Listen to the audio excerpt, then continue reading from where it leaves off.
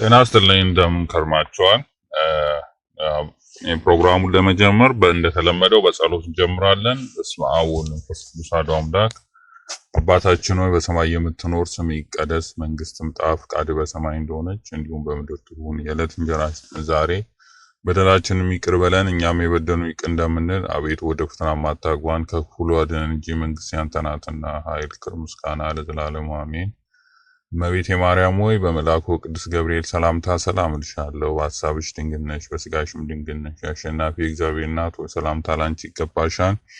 ከሴቶች ሁሉ ተለይተሽ አንቺ የተባረክሽ ነሽ፣ የማኅፀንሽም ፍሬ የተባረከ ነው። ጸጋን የተሞላሽ ደስ ይበልሽ፣ ልዑል እግዚአብሔር ከአንቺ ጋር ነውና ከተወደደው ልጅሽ ከጌታችን ከመድኃኒታችን ከኢየሱስ ክርስቶስ ዘንድ ይቅርታና ምሕረትን ለምኝልን ኃጢአታችንን ያሳስረን ዘንድ ለዘላለሙ አሜን። አቤቱ ሀገራችን ኢትዮጵያን አስባት፣ ከሮማን አገዛዝ አገዛዝ ነጻ አውጣት። ለሀገራችን ኢትዮጵያ አስተዋይ ልቦና ፈሪሃ እግዚአብሔር ያደረበት መሪ ስጥልን። ክርስቲያኖች እንዳይገፉ እንዳይጎደልባቸው አንተ ጠብቅ። ለታሰሩት መፈታት፣ ለታመሙት ፈውስን ስጥልን። ህዝቡን ከጥፋት ጠብቅልን። ቤተ ክርስቲያናቱን፣ ካህናቱን፣ ገዳሙን ጠብቅልን። እንደኛ በደል እንደኛ ክፋት ሳይሆን ስለ ቅዱሳኑ ስለ ወዳጆች ብለህ ስለ ሰማዕታቱ ብለህ አስራት አድርገህ ስለሰጣ ስለ እናት ስለ ቅድስት ድንግል ማርያም ብለህ አቤቱ በረድኤት አንተ ጎብኘን። እኛ በደናን ልቦና ውስጠን ፍቅሩን፣ ጽናቱን፣ አንድነቱን ስጠን። ከአረማን ጋር በርኩሰት አንድ ከመሆን አድነን። በጨለማ መንገድ የአባቶቻችን መንገድ አቤቱ ቸር ወዳጅና እንደ ቸርነት ይቅር ይበለን። ከሰማዕታቱ ረድኤትን በረከትን አሳትፈን። አሜን። እንግዲህ ዛሬ የምንወያየው ባለፈው እንደተነጋገርነው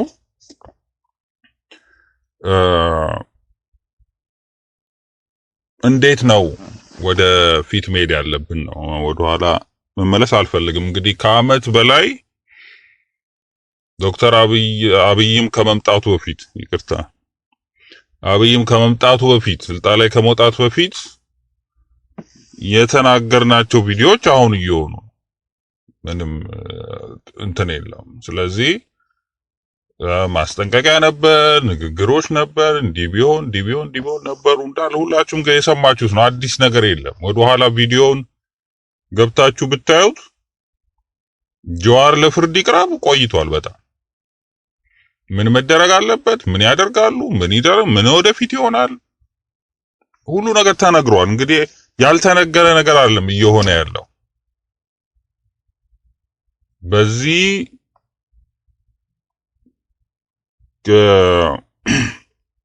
ከማንም ደካማ በሆነ አንደበት በሆነ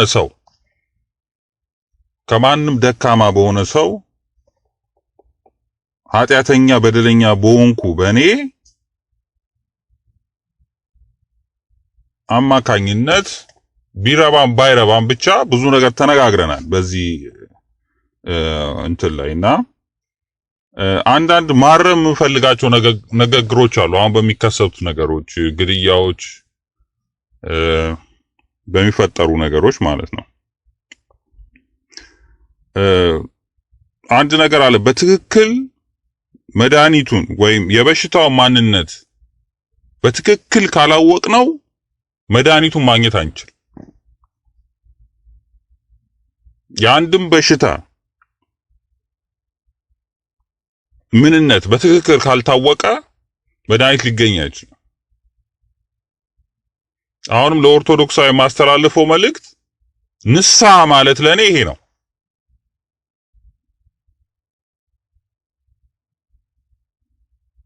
ምክንያቱም እኔ በሚገሉት በምናምን ሰው ማን ነው እኔ እንዴት ፈርዳሉ? በእነሱ እንዴት እንደዚህ ይገላሉ? እንዴት ህፃናት ይገላሉ? እንዴት ሽማግሌ ይጎትታሉ? እንዴት ያርዳሉ? እንዴት ምናምን እኔ አይገባኝም። ይሄ እንደዚህ አይነት የሚሉ ሰዎች ይገርሙኛል በጣም። ያደርጋሉ፣ እምነታቸው ነው። እምነታቸው ትጸድቃለህ እስካላቸው ድረስ ያደርጋሉ። በቃ ገና ሰብስበው ያቃጥላሉ። ምን ያደርጋሉ? የማያደርጉት ነገር የለም። ከዚህ በፊትም ሲያረጉት የነበረ የከረመ ነገር ነው። ጅማ ላይ ካህኑን አርደው ደሙን ለእዛ ላሉት ምዕመናን ጠጡ ብለው በግድ ያስጠጡ ናቸው። ስለዚህ አሁን በፎቶ ስላየነው ጅማ ላይም በፎቶ አይተነው ነበር። የተቃጠሉ አልነበሩ እንዴ? ግን ከዚህ በፊትም እንደተነጋገርነው የመርሳት በሽታ አለብን። ኦርቶዶክሳውያን አልዛሜር የሚባል በሽታ አለ። የመርሳት በሽታ ያ ካልያዘን በስተቀር አሁን የሚደረጉት ጭካኔዎች በፊት ተደርገዋል፣ እየተደረጉም ነበር፣ በ27 ዓመት ሲደረግ ነበር። ስለዚህ እነዚህ ሰዎች ምንድነው ሞቲቬታቸው? ከኋላ ዘረኝነት ነው ምናምን እያለ ዝም ብለን የምናጭበረብረው ይሄ መድኃኒቱን ሊያስገኝልን አይችልም። ውሸት ነው። ኢትዮጵያ ውስጥ የለም ዘረኝነት። ዘረኝነት የሚባል ነገር የለም። ዘረኝነት ማለት ፊዚካል አይደንቲቲ ነው።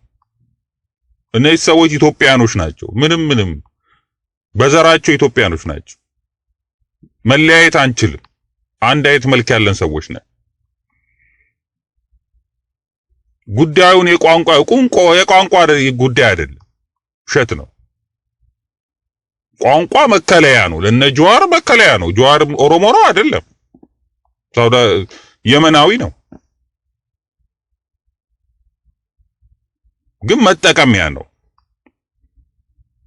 ገና ኤርትራ ለመገንጠል ጀበሃ ሲንቀሳቀስ ግብጽ ነው የነበረው። እስላማዊ ማንነት ይዞ እንዲንቀሳቀስ ተደርጓል። ኦሮሞ ወደ 90 ወይ 40% እንደው ማጆሪቲው ሙስሊም ነው። ስለዚህ እሱን ይዘን ብንንቀሳቀስ ውጤታማ እንሆናለን ኦሮሞ ኢስላሚክ ስቴት ብለው ያሉት ገና ሱዳን ውስጥ ትምህርት ቤት ተከፍቶ ስለ አፍሪካን ዩኒቨርሲቲ ተከፍቶ በዛ ላይ ነው ኤርትራ ላይና ኦሮሞ ላይ ነፃ አውጭ ብለው የጻፉ። ከዚህ በፊት አንብቤ ያለው የተጻፉት አረብ ሀገር የሚጻፉትን ጽሁፎች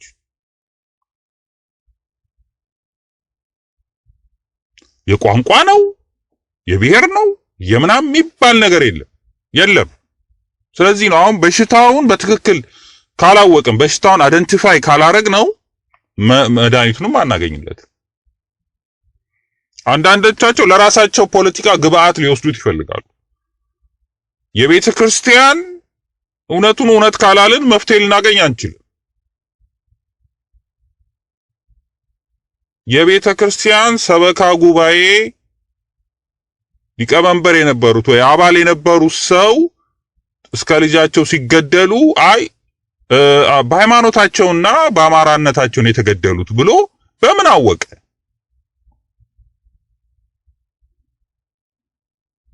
በአማራነት የሚገል ደመቀ ነው። እዛ ያለው አስሮ የሚገል ባለስልጣኖቹን የሚገል እዛ ጋር ነው የፖለቲካ ፉክክሩ ያለው። እዚህ ጋር ግን አንድ የተደራጀ አላሁ አክበር ብሎ ሲገል ጉዳዩን በብሔር ማስመሰል ይሄ የፖለቲካል ስትራቴጂ ነው ወይስ ምንድን ማጭበርበር ነው ወይስ ለጀዋር ዲፌንድ ማድረግ ነው?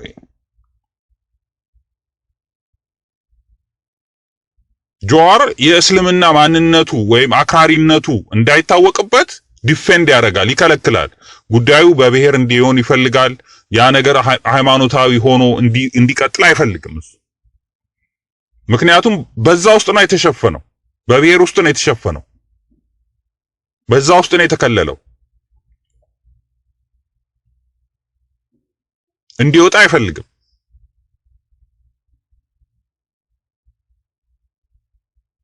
ስለዚህ እውነተኛውን ነገር መነጋገር ጥሩ ነው። አንዳንዶቹ የፖለቲካ ትርፍ እናገኝበታለን ወይ ለደመቃ የሚሰሩ ናቸው በአብዛኛዎቹ እንደዚህ አይነት ሚስ ኢንፎርሜሽን የሚለቁ ሰዎች። እነዚህ ሰዎች ለሃይማኖታቸው ሰማዕት ሆነው ነው የሞቱት። ይሄ ማለት ትልቅ ክህደት ነው እየተሰራ ያለው። ሰዎች ሰውን በተሳሳተ አእምሮ መቀየር ማለት ማዛባት ማለት ለራስ ፖለቲካ ወይ ለራስ ጥቅም ብሎ እነዛ ሰማዕትነት የሆኑበት ለሃይማኖት የሞታቸውን ዋጋ ማሳጣት መሞከር ነው።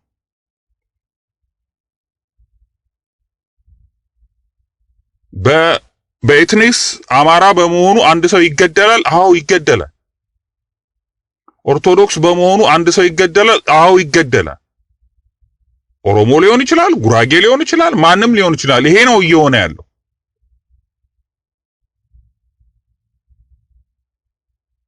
ስለዚህ ያለውን ችግር ከምንጩ ለማወቅ በሽታውን ለማወቅ አንዳንዶቹ ቄሮ ይላሉ። ቄሮ እኮ ቃል ነው እኮ ቄኖ ሮ የምትባል ወርድ ነው፣ ምንም አያመጣም። እንደዛ ብለ ፕሮፓጋንዳ ብታርቅ ቄሮ እንዲያረገ ቄሮ ምንድነው? ቄሮ ደርግ ከወረደ በኋላ የደርግ ባለስልጣን የተባሉት በፍርድ ቤት ክስ ሲመሰረት አዲስ አበባ ውስጥ የመጀመሪያው ዳኛ ለቀው ወጥተዋል። ይህን ክስ አልቀበልም ብለው የሄዱበት ምክንያት ከሳሾቹ የሚሉት ደርግ እንዲያረገን ነው። ስለዚህ ደርግ የሚባል ስም ነው፣ አካል የለውም፣ ደም ምናምን የለውም። ስለዚህ ራሱን እያንዳንዱን ሰው አይደንቲፋይ ካለክ ወንጀለኛ ማድረግ አትችልም። ለዚህ ነው ቄሮ የሚባል ምንም አይነት ኢንቲቲ የለም፣ በምድር ላይ የለም። እንኳን በማህበር አልተደራጀ የፖለቲካ ፓርቲ አይደለ፣ የምን አይደለ። ስለዚህ ጀዋር የሚያዛቸው ሰዎች ናቸው። ስለዚህ ጀዋር ነው ጄኖሳይዱን እያደረገ ያለው። አለቀ። ለምን ነው ማንለው? ጀዋር ነው ለምን? የምን ቄሮ ነው? ጀዋር ተነስቶ ቄሮ ስላላውቀው ነው ይሄን የሚያደርጉት እኮ እነሱ። ይሄ ነው ያውቁታል። በኋላ ለመክሰስ እንዳይመች ለማድረግ ነው። አዛለው ብሎ እስካለ ድረስ ብዙ ኤቪደንሶች አሉ። አዲስ አበባ ዙሪያ ላይ የተናገረው ነገር አለ። አዋሳ ላይ የተናገረው ነገር አለ። በጉልበትም በኃይልም ብሎ ከዛው ላይ የተፈጸሙ ነገሮች አሉ። ስለዚህ ይሄ ሰውዬ ነው ጀዋር ነው የዘር ማጥፋት ጀዋርና ግሩፑ የዘር ማጥፋት ወንጀል እያካሄዱ ነው ብሎ እሱ ነው መከሰስ ያለበት።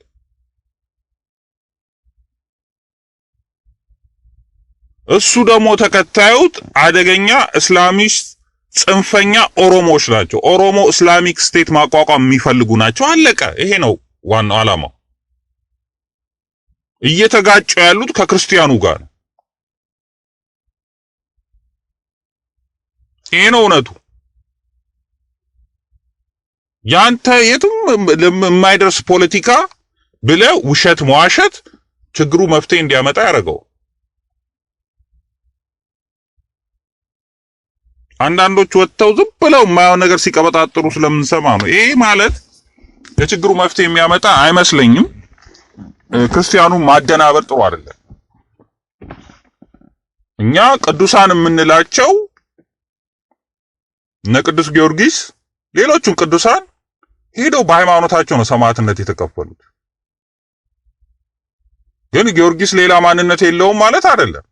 አለው ሌላ ማንነት፣ ግን የተገደለው ስለ ሃይማኖቱ ነው። በወቅቱ ለሃይማኖቱ ብሎ ነው መስዋዕት የቀበለው። ስለዚህ በቋንቋ ማንነታቸው ተጠንተው የሚገደሉ አሉ። አዎ ኢትዮጵያ ውስጥ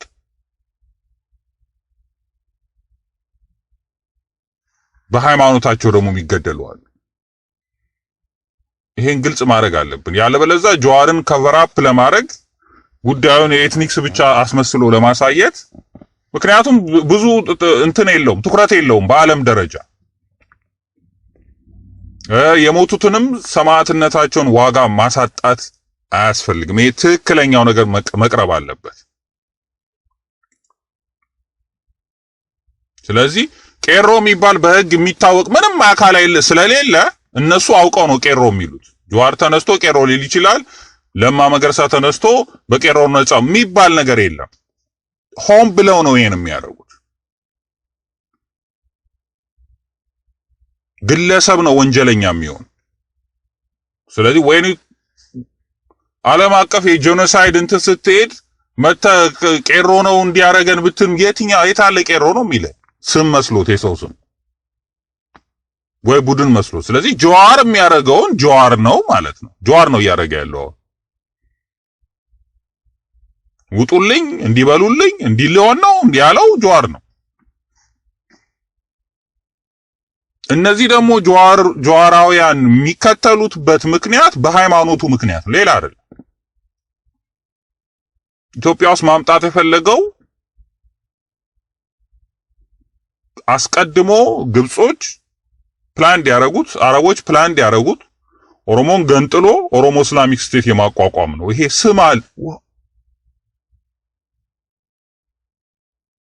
ስም አለው በስነ ስርዓት አይኤፍኤልኦ ይባላል። አይኤፍኤልኦ ወደ ኦፒዲዮ ተቀይሯል።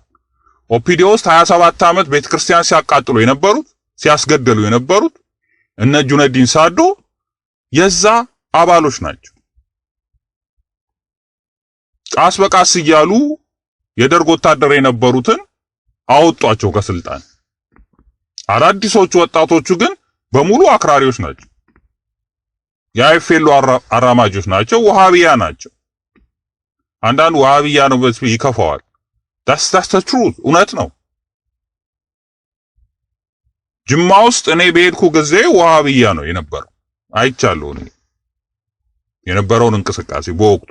ዛሬ አይደለም እኮ ለዚህ ነው ከዓመት በፊት የምንነጋገረው ነገር የነበረው ዛሬ እንዲህ ሲፈጠር እንደ አዲስ አይደለም እኮ የተመጣው።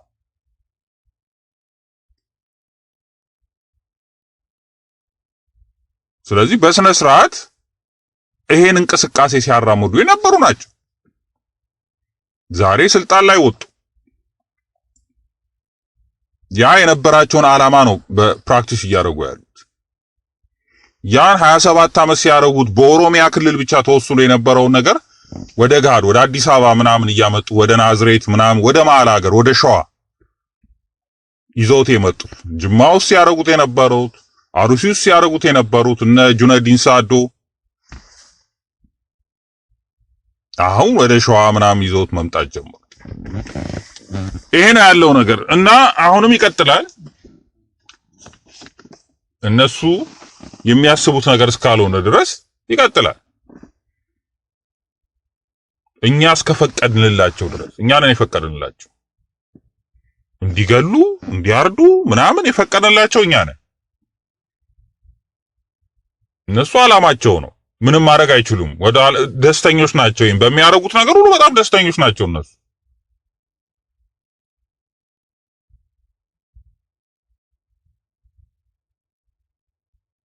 እኔ ጅብ እንደሚባላ አውቃለሁ። ስለዚህ ጅብ ለምን ይበላኛል ብዬ ኮምፕሌን ማድረግ አልችልም። እንስሳ ነው ይበላኛል። እኔ ነኝ ራሴን ከጅብ መጠበቅ ያለብኝ፣ ራሴን ፕሮቴክት ማድረግ ያለብኝ፣ ቤተሰቤንም ራሴን። ስለዚህ የምን ኮምፕሌን ነው ከሌ ምናምን የምንለው ምክንያት የምንሰጥበት ምክንያት ሊኖር አይገባም። አሁን ዋናው ቅዱስ ጦርነት በመጽሐፍ ቅዱስ የሚለው በኦርቶዶክሳውያን የገባብን የምንፍቅና ትምህርት የተሐድሶ ትምህርት አለ። የተሐድሶ ትምህርት ምንድነው? ይሄ በሌላ መተርጎም ቀኝን ሲመታ ግራን ስጠው የተለያየ ነገሮች እየተፈጠረ ያልተባለ ነገር የተባለው ለሌላ እነሱ የሚጠቀሙበት ሌላ እያረጉ ክርስቲያኑን ልክ እንደ HIV ኤድስ የመከላከል አቅሙን አዳክመውታል። HIV ኤድስ በራሱ ገዳይ አይደለም፣ ግን የመከላከል አቅምን ያዳክማል። ይሄ ተሐድሶ ማለት ከፕሮቴስታንት ጋር የተያያዘ ነው። አንድ ሰሞን በደንብ በየመድረኮች እየዞሩ ሲጨፍሩ የነበሩ ዛሬ ደግሞ ተሐድሶ ናችሁ ተብሎ ሲወጡ እኛ ፕሮቴስታንት ነን ለዛውም ቅዱሳን ያማሉዱ ምናምን ማለት የጀመሩት ማለት ነው። እነዚህ ሰዎች በአካል ቢወጡ ትምህርታቸው ግን አለ። የምንፍቅና ትምህርታቸው አንደኛው ኦርቶዶክስ ክርስቲያኑ ራሱን የመከላከል አቅም እንዳይኖረው ማድረግ ነው፣ ማዳከም ነው።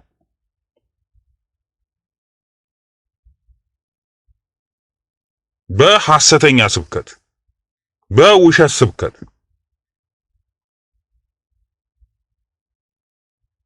በዓለም ላይ በየትኛውም ሃይማኖት ውስጥ ያሉ ሰዎች የትኛውም ሃይማኖት እስልምናንም ጨምሮ ምንም ሆሊ ዋር ብሎ ያስቀምጠዋል። ቅዱስ ጦርነት ብሎ የሚያስቀምጠዋል። የእስልምናና የክርስትና ቅዱስ ጦርነት ብሎ ልዩነቱ ምናልባት ሃይማኖትን ለማስፋፋት ክርስትና ጦርነትን ተጠቀም የሚል ነገር የለው። በግድ ክርስቲያን አርግ፣ ረድ፣ ህፃናትን ምናምን እያለ የሚል ህግ የለው።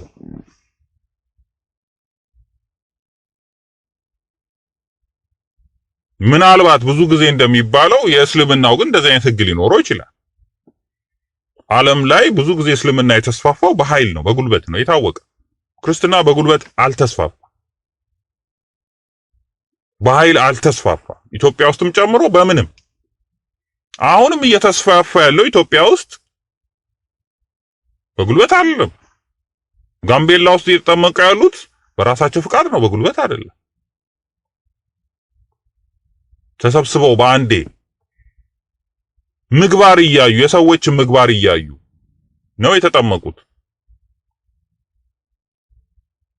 ጀዛም ሄዶም ተሰብከውም እኮ አይደለም እኮ አይተው ግን ምግባር አይደል እኛ ክርስቲያን መሆን አለብን እንደናንተ መሆን አለብን ብለው ነው እየተጠመቁ ያሉት። የኋላውን ታሪክ የሚነግረን የአሁኑ ስራ ነው። በፊትም የነበረው ነገር ይሄ ነው። በፍላጎታቸው ነው የተጠመቁት። ያ ልዩነት ሊኖረው ይችላል። በተረፈ ግን በመጽሐፍ ቅዱስ ውስጥ ወይ በየትኛው በእምነት ውስጥ በመጽሐፍ ቅዱስ ታሪካችን አሁን ስለ መጽሐፍ ቅዱስ ስለምናወራ ቁጭ ብላችሁ ተቀመጡ የሚል ነገር የለም። ማንም አላደረገው። በታሪካችንም ይሄ አልተደረገም። በክርስትና ታሪክ ውስጥ ክርስትና እኮ የራሱ ታሪክ አለው እኮ። በዛ ታሪክ ውስጥም ጠላት ወይም አንተን ሊያጠፋን ሲመጣ ወራሪ አካል ዝም ብለህ ተቀመጥ የሚል ነገር የለም።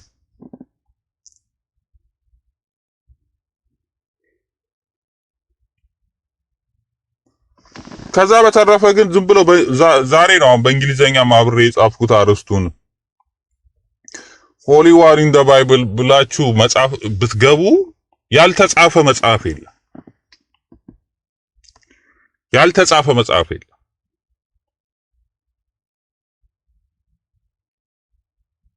አውሮፓውያን እንኳን አይደለም ራስን ለመከላከል አይደለም ሌላውንም በቅኝ ለመግዛት መጽሐፍ ቅዱስን እየጠቆሱ አግባብ እንዳለው አድርገው ቅኝ ግዛቶቹን ራሱ ሲጠቀሙበት የነበረ። ዛሬ ግን ፕሮቴስታንቶች መጥተው ኢትዮጵያ ውስጥ በኢትዮጵያ ቤተክርስቲያን ውስጥ ዘልቀው ገብተው ኢትዮጵያን የመከላከል አቅሟን ነው ያዳከሙት። ምክንያቱም ብዙዎቹ አስተያየት ስለሚሰጡ ነው ይሄን የምለው። አሁን ለምን ጦርነት ታስነሳለህ፣ ለምን ተከላከሉ ትላለህ፣ ለምን ተው እንትን ትላለህ ብለው ስለሚሉ ነው አስተያየት ስለሚሰጥ ለነሱ ነው መልስ እየመለስኩ ያለው። ወይም ሌሎቻችን ደግሞ የሚመስለውም እንደዛ ነው። 30 ቤተክርስቲያን ሲቃጠል ዝም ያልነው ምን ስላሰብን ነው? አሁን ደግሞ ቤተክርስቲያን ቀጠለ። አሁንም ክርስቲያኖች የተገደሉ ነው። እነ ጀዋር እንደፈለጉ አዲስ አበባ ውስጥ እየሆኑ እዛ ግን ክርስቲያኖችን እያስገደሉ ነው እያስጨረሱ ዝም ያልነው ለምንድን ነው? ስለዚህ አንድ አይነት ስህተት አለ ማለት ነው። ምክንያቱም ጦርነት ብናረግ ምናምን ሰው መግደል ኃጢአት ነው የሚል በውስጣችን የተቀመጠ አእምሮ ነገር አለ። ወይም እነዚህ ምንፍቅና ትምህርት ያስተማሩን አለ። ብዙዎቹ የሚሉት እሱ ነው። ጸሎትና አርግ ነው የሚሉት።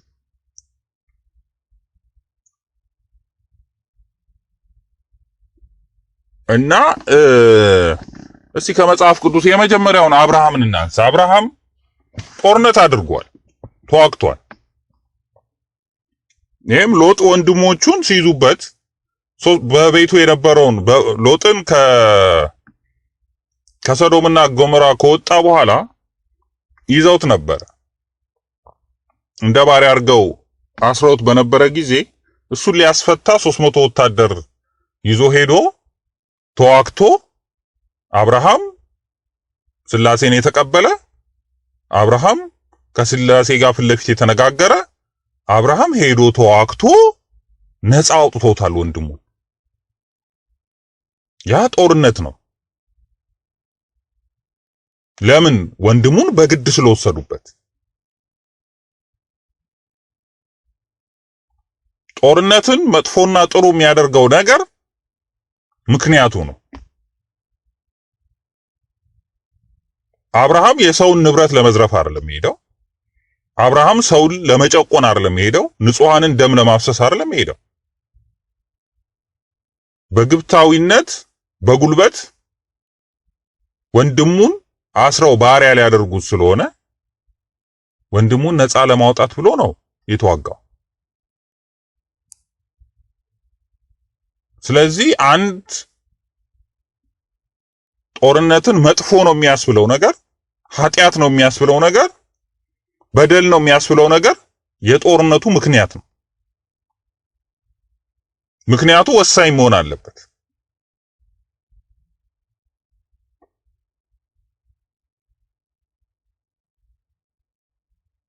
ምክንያቱ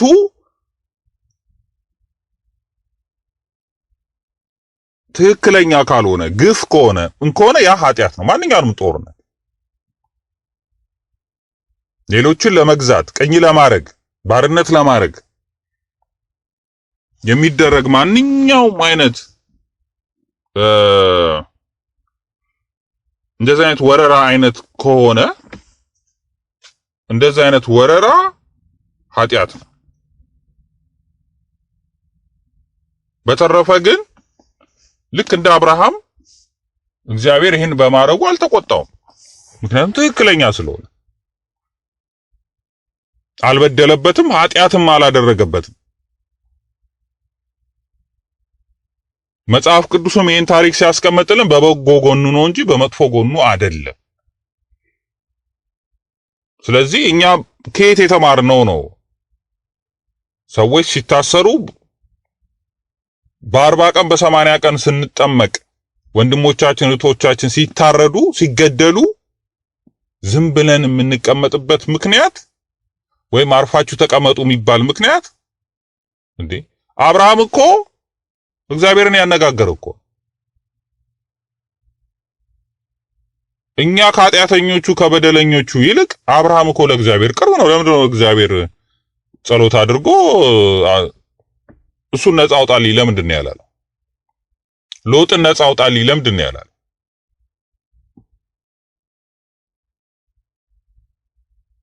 ራሱ ለምንድን ነው 300 ጭፍሮች ይዞ ሄዶ ተዋክቶ ነፃ ያወጣው? መጽሐፍ ቅዱስ ላይ ያሉ ታሪኮች እኮ እኛ እንድንማርበት ነው። ዝም ብሎ ለወሬ እኮ አይደለም እኮ የሚደረገው። ቅዱሳኑ ታሪክ ገድላቱ ያ ሁሉ የምናየው ታሪክ እኮ እኛ እንድንማርበትና በዛ መንገድ እንድንሄድ ነው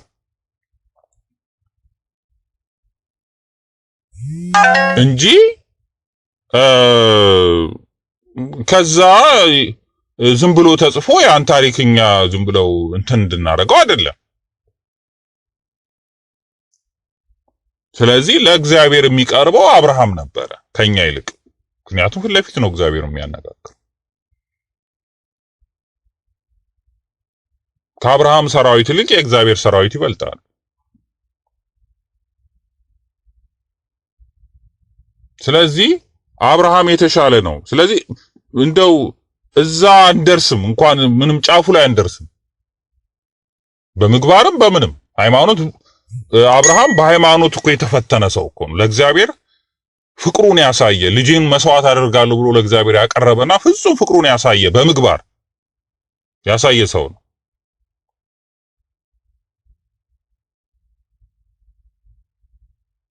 ስለዚህ ሁሉ ነገር በጸሎት የምንለው ነገር ከየት ያመጣ ነው እንደሆነ አላቅም። ጸሎት ማድረግ ጥሩ ነው፣ ግን ከስራ ጋር ነው ጸሎት።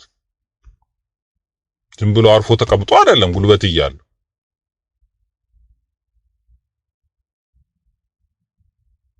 አባቶቻችን ይህም ታሪክ አላሳዩንም። ከዛ በኋላ እንግዲህ ሙሴን የምናየው ነው። ሙሴ እንደዚሁ የመጀመሪያው ራሱ ለሙሴ ለመመረጥ ምክንያት የሆነው ራሱ ለወገኖቹ ቀንቶ ግፈኛውን ሰው ስለገደለው ነው። ከቤተ መንግስት ከመኖር ይልቅ ስደትን መረጠ።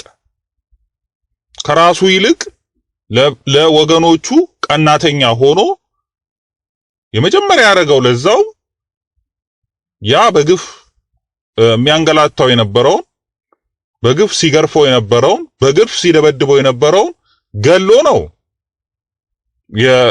ወደ ጫካ የገባው።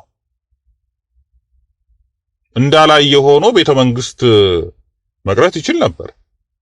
ልዑል ነው። የፈርዖን የልጅ ልጅ እየተባለ ያደገ ነው። ከዛ በኋላ ከተመረጠም በኋላ እንደዚሁ በተመሳሳይ ብዙ ጦርነቶችን ቦታ ላይ ተካፍሏል። ባለፈው እንደተነጋገርነው አብርሃም እጁን በዘረጋ ጊዜ እስራኤላውያን ሲዋጉ ድል ያሸንፉ ነበር። ስለዚህ አብርሃም ራሱ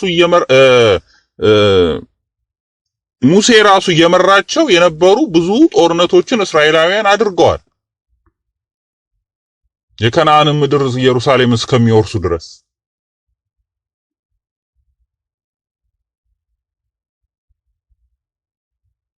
ስለዚህ እነዚህ ሁሉ የእግዚአብሔርን ፊት ያዩ እግዚአብሔርን በየትኛውም ጊዜ የሚነጋገሩ የነበሩ ሰዎች ጠላቶቻቸው በመጡበት ጊዜ ጦር ሰብቀው ጋሻ ይዘው ተዋግተዋል። ፊት ለፊት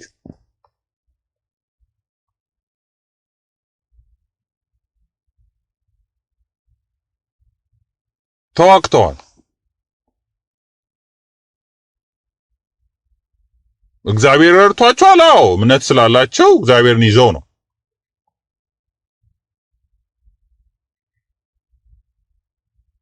በጉልበታችንም ብቻ ብለው ሳይሆን እግዚአብሔርንም በጸሎት ጠይቀው እግዚአብሔርም ይዘው ይሄ ነው ወደ ስራም ነው እንጂ ዝም ብሎ በጸሎት ብቻም አይደለም፣ ወይም በኃይላችን እኛ ነን ብለውም አይደለም። እግዚአብሔርን ይዘው ነው። ያ ነው የሚያዋጣን ነው። አንዳንዶች ዝም በሉ የጦር ነጋሪት አትንገሩ የሚሉ ሰዎች አሁን የሚያዩት ነገር በጣም ትንሹ ነው።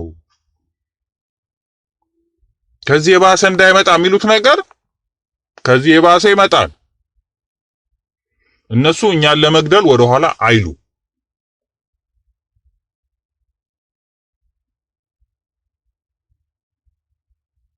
የባሰ እንዳይመጣ እየተባለ እስከዛሬ ስንት ዓመት ከ27 ዓመት ጀምሮ የባሰ እንዳይመጣ እየተባለ የባሰ እየመጣ ነው ያለው።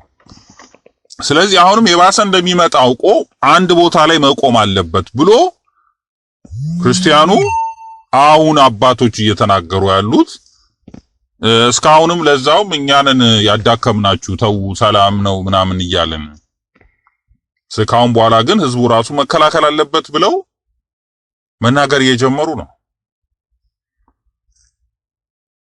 ያለው። እውነታ ይሄ ስለሆነ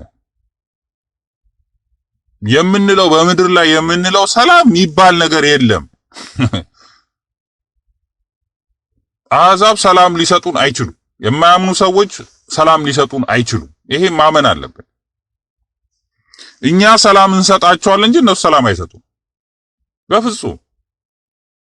ራሱ ክርስቶስም የተናገረው ይሄንን ነው። እኔ ሰላምን ለማምጣት የመጣው አይምሰላችሁ ሰይፍን እንጂ። ብዙዎች የመሰላቸው እስራኤላውያን ከዛ በፊት ሲከተሉት የነበሩት የተራበውን ሲያበላ አበርክቶ አሳን አበርክቶ ሲያበላቸው፣ እንጀራን አበርክቶ ሲያበላቸው፣ የታመመን ሲፈውስ፣ ይሄን አይተው ብዙዎቹ በቃ ለስጋ ፍላጎታቸው ብለው ብቻ ነው የተከተሉት።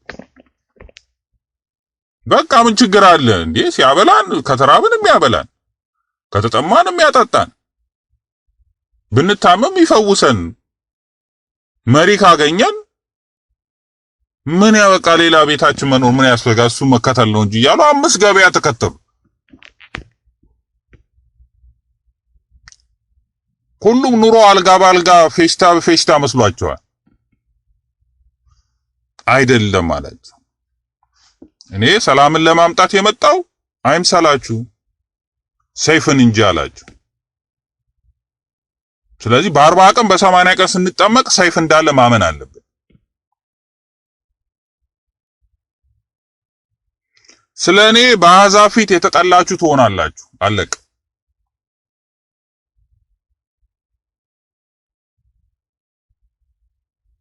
ይሄን መመለስ መለወጥ አንችልም። ይልቁንስ መጠበቅ ያለብን ሰላም ማምጣት የምንችለው ራሳችን ነን። ራሳችን በራሳችን መጠበቅ አባቶቻችን ያሉት ይሄን ያለፉበት ታሪክ ይሄ ነው። እግዚአብሔር አለ፣ እኛም ራሳችን አለ።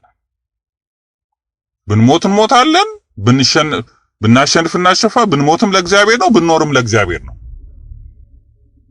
ስለዚህ መስቀሎቻቸው ላይ ጋሻዎቻቸው ላይ አርማቸውን አድርገው የመስቀል አርማቸውን ይዘው ታቦታቸውን ይዘው እየተዋጉ ድል ያደርጉ ነበር።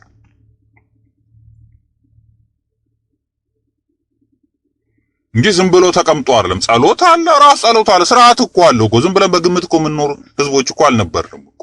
አሁን ነው በግምት እየኖርን ያለነው የማይሆን ነገር። ቤቱ ተቃጠለ ሲባል ሰማይ ምድር ይያዝልኝ የሚለው ሰው የትኛው ፍርድ ቤት ሊድ የሚል ሰው ቤተክርስቲያን ተቃጠለ ሲባል በጸሎት ይላል። ይሄ ማላገጥ ነው በቤተክርስቲያን ላይ። ክርስቲያኖች ታረዱ ሲባል በጸሎት ነው ይላል። ይሄ ማላገጥ ነው።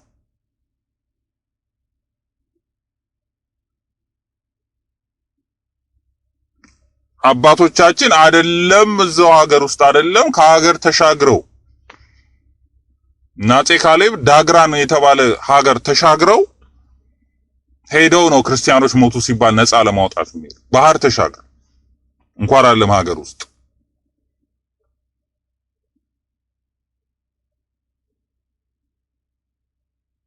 ስለዚህ ሰላም ማጣት ራሱ ምን ማለት እንደሆነ አልገባንም። ክርስቶስን ነው ሰላም ማጣት ማለት ነው። እኔ ሰላምን ለማምጣት የመሰላችሁ ያለው ይሄ ምድራዊውን ሰላም ነው። እሱን አላመጣውም እኔ ስለዚህ ምንም አይመለከተኝም። ራሳችሁ ነው እኛንን የሚመለከተን።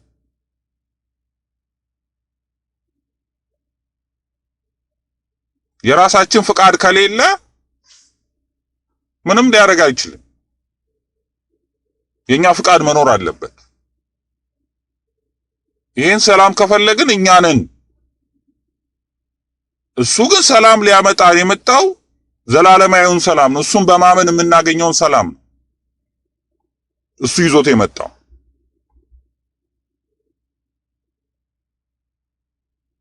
እግዚአብሔር ማጣት ነው ሰላም ማጣት። እሱን በሚገባ መረዳት ያስፈልጋል እንጂ ሐዋርያትን ብዙዎቹ የሚጠቅሱት አይ ሰላም ባለቤት እኮ ነው ይላሉ። የሰላም ባለቤት እሱ ነውና ሐዋርያትን ሰላም ለእናንተ ይሁን ብላቸዋል ብለው ከስጋዩ ሰላም ጋር ያኛውን ሰላም ለማያያዝ ይሞክራሉ። ሐዋርያት እኮ ወዲያው እኮ ሰማዕትነት ነው የተቀበሉት። ወዲያው እኮ ነው የታሰሩት፣ ወዲያው ነው የተገደሉት፣ ወዲያው ነው የተሰቀሉት፣ ወዲያው ነው የተገረፉት። ሰላም አጡ ማለት ነው። ክርስቶስ ሰላም ለእናንተ ይሁን ያላችሁ ይሄን አይደለም።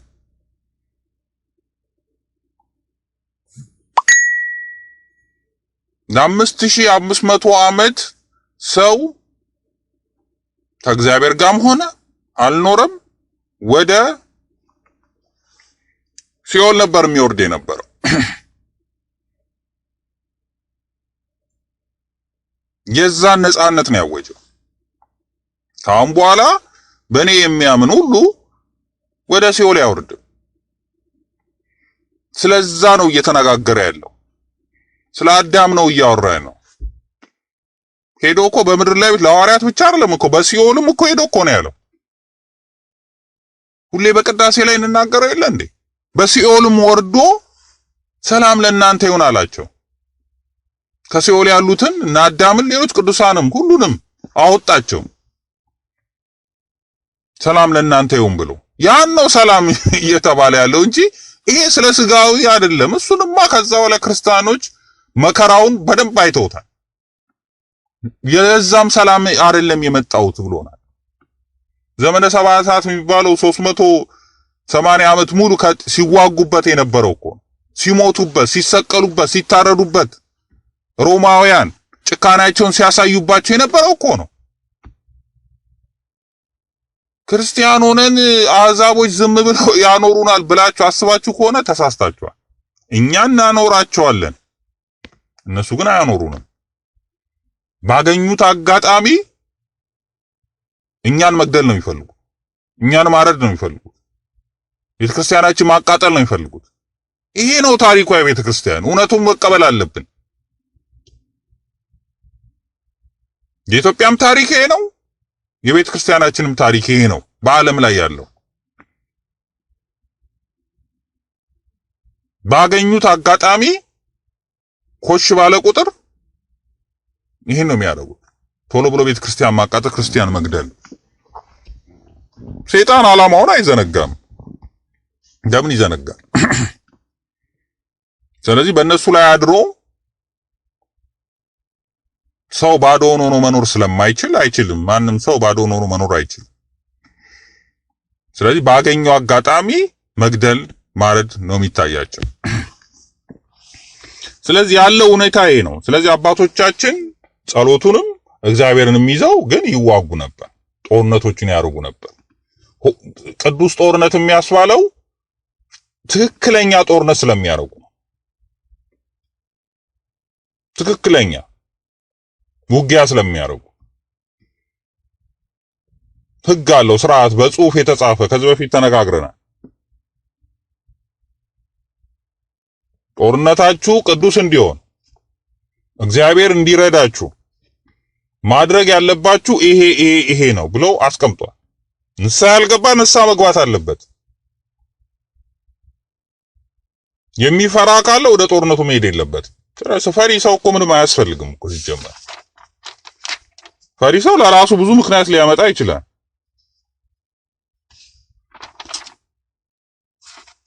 ብዙዎቹም ከዛ ፍርሃታቸው የተነሳ ነው ጸሎት ምናምን የሚሉት እንጂ ከእምነት የተነሳም አይደለም። ለዚህ ነው መጽሐፈ ሲራክ ላይ የሰልፍን ነገር ከፈሪ ሰው ጋር አትማከር። አሁንም ብዙ በፍርሃት የጠመደ ሰው ካለ እንደዚህ አይነት ነገር ማውራት አይቻልም። ምንም ሃይማኖታዊ አይደለም እያወሩ ያሉት ነገር። ምንም መጽሐፍ ቅዱሳዊ አይደለም፣ ሃይማኖታዊ አይደለም። ከየት እንደሚያመጡ ከራሳቸው ከእምነት ማጣት የተነሳ ፍቅረ እግዚአብሔር ስለሌላቸው ከሚመጣው ፍርሃት የተነሳ ነው እነሱ የሚፈሩት። ሞት የማያምን ሰው ነው ሞትን የሚፈራ እንጂ ሞት የሚባል ነገር የለም። የስጋና የነፍስ መለያየት ነው። እነሱ ደግሞ መለያየት አለባቸው ግዴታ። ነፍስና ስጋ አብሮ ሆነው መንግስተ ሰማያትን ሊወርሱ አይችሉም። ሰው መሞት አለበት። ስጋ መፍረስ አለበት።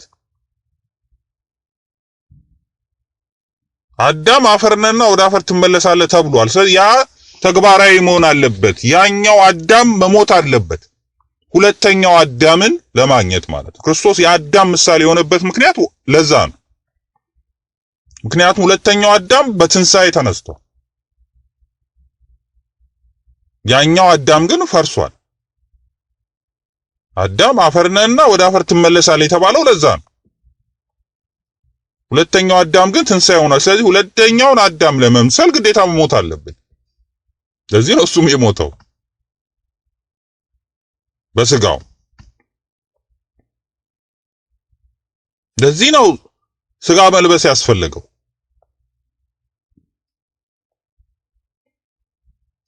እኛም ያን ማድረግ አለብን፣ መሞት አለብን። እንኳን አይደለም እናቱ ሞት የማይገባት እናቱ ሞታለች።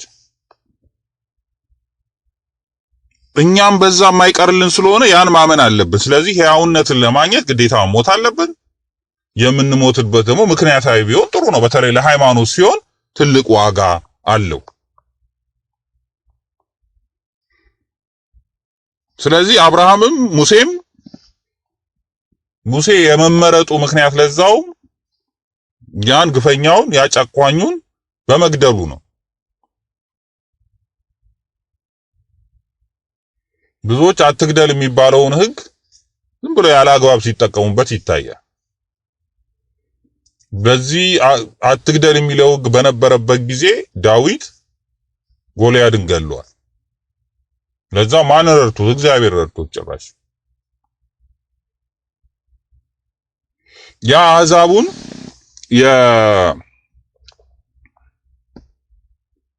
ሳኦል የወረደበት ምክንያት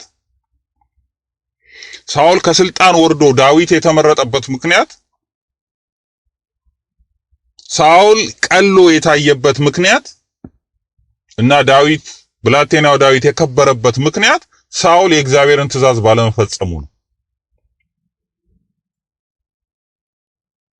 ለምን አሕዛብ የነበረውን ሰው ግፈኛ የነበረውን ሰው የሴቶችን ማህፀን እርጉዞቹን እየቀደደ ሆዳቸው ማህፀኑን ከልጃቸውን ከማህፀኑ እያወጣ የሚገል የነበረውን ያን ክፉ የሆነ ንጉስ ግደል ከከብቱም ሁላ ማንንም አታስቀር ብሎ ተነግሮት በሳሙኤል አማካይነት ተነግሮት ሄዶ ተዋግቶ ድል አድርጎ ሳለ ንጉሱንም ከብቶቹንም ይዞ መጣ።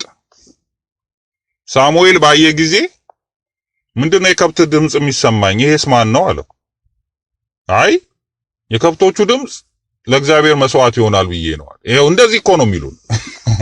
ልክ ለእግዚአብሔር ያሰቡ ይመስላሉ፣ ከእግዚአብሔርን ትእዛዝ እየጣሱ ልክ ለእግዚአብሔር ለሃይማኖታቸው የቆሙ ለእግዚአብሔር ያተዙ በቃ ለእግዚአብሔር ቅርብ ይመስላሉ። አሁን እንደዚህ እንጸልይ ሲሉ ፕሮቴስታንቶች ናቸው። እንጸልይ ተሰብስበን እንጸልይ ምናምን እንጸልይ።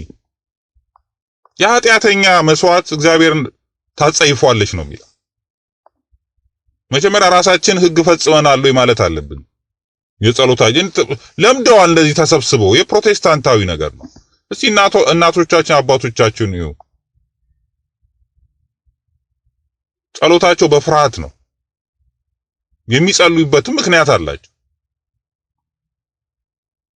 በሕግም የተሰጠ ጸሎት አለ እንጂ በማንኛውም ነገር አይደለም። እጸልይልሃለሁ ጸልይልኝ ምናምን የሚባሉት ነገር ይሄ ከፕሮቴስታንቶች አስተምሮ የመጣ ነው። እኛ ከየት እንደመጣ አናውቅም።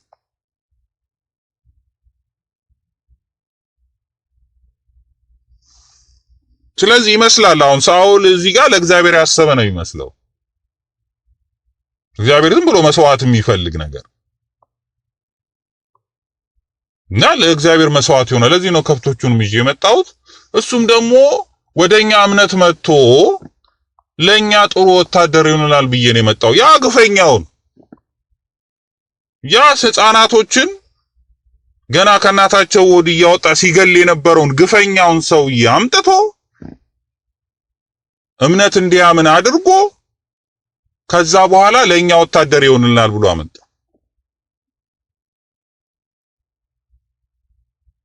ሳሙኤል ካህን ነው። ወዲያውኑ ግን ከሳኦል ላይ ሰይፉን አውጥቶ ያን ግፈኛውን ሰው አንገቱን ቆረጠው።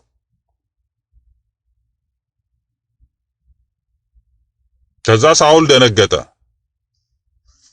ጥሎት ሄደ ሳሙኤል። እግዚአብሔር ከዛ በኋላ ላይ ናቀው። ከዛ በኋላ ነው ዳዊትን የመረጠው።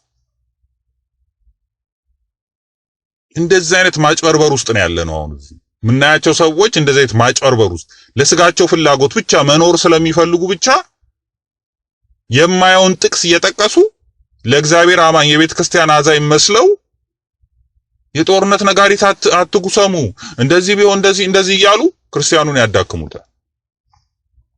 የሐሰት ስብከት ይዘው ያ ነው አሁን ትልቁ ችግር።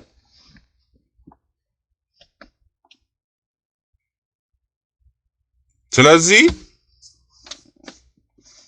በእግዚአብሔር የተፈቀዱላ በመጽሐፍ ቅዱስ ታሪክ ጦርነቶች አሉ። ሳኦል ተዋጋና የተባለው ለዛ ነበር። አሕዛብ የሆኑ አረመኔ የሆኑትን እግዚአብሔር ነው። ያኔም እግዚአብሔር ነው፣ አሁንም ያለው እግዚአብሔር ነው። ሌላ እግዚአብሔር እኮ የለም እኮ።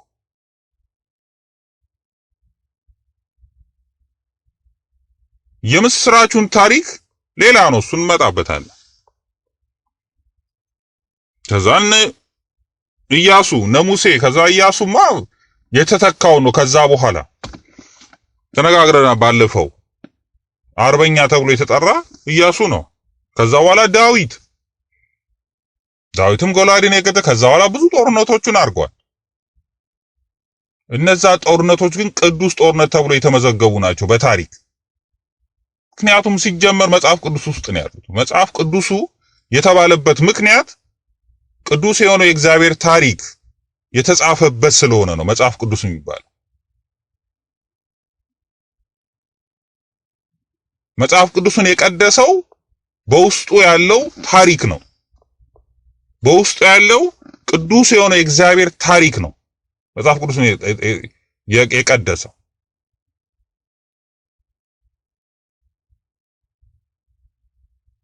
ይሄን ማወቅ ያስፈልጋል። መጽሐፍ ቅዱስ ደግሞ የአቡነ ተክለ ሃይማኖት ገድልም መጽሐፍ ቅዱስ ነው። ምክንያቱም ቅዱስ የሆነ የእግዚአብሔር ታሪክ ነው ያለበት፣ የቅዱሳን ታሪክ ነው ያለበት። ስለዚህ መጽሐፍ ቅዱስ ነው። መጽሐፍ ቅዱስ ስለሆነም እኮ ነው አጋንንትም ይጮሁታል። ሌሎቹ መጽሐፍቶች እንደዛ ናቸው፣ ቅዱስ ናቸው። ቅዱስ የሆኑ የቅዱሳን ታሪክ ስላለበት። ስለዚህ እነዚህ አንዳንዶች ለይተው ሁሌ መለየት ይፈልጋሉ። ይሄ እኮ እንደዚህ ነው ያሉ። መጀመሪያ መጽሐፍ ቅዱስን ከኢትዮጵያውያን አይደል እንዲወሰዱ? መጽሐፍ ቅዱስን ከተቀበሉ ሌሎችን መጽሐፍ ኢትዮጵያውያን የጻፉትን መጽሐፍ መቀበል አለባቸው። እኛ ነን የሰጠናቸው፣ ለዓለም ያበረከት ነው። ረጅም ዕድሜ ያለው መጽሐፍ ቅዱስ ያለው ኢትዮጵያ ውስጥ ነው። እስራኤላውያን በምርኮ በነበሩበት ጊዜ በአይሹር በተባለው ንጉስ አማካኝነት ነው ከዛ በኋላ መጽሐፍታቸው ተጽፎ ከባርነት ነፃ ከወጡ በኋላ የተላከላቸው እንጂ መጽሐፍ ቅዱሳቸው ሁላ ጠፍቶ ነበር። ኦሪት ዘፍጥረት ሁሉም ከዛ ፊት የነበሩ መጽሐፍቶች ጠፍተውባቸው ነበር። ስለዚህ እኛን ለዓለም መጽሐፍ ቅዱስ የሰጠን ነው። ስለዚህ ሌሎች መጽሐፍቶችም ቅዱስ ብለን የምንይዛቸው መጽሐፍቶችም ቅዱሳን ናቸው።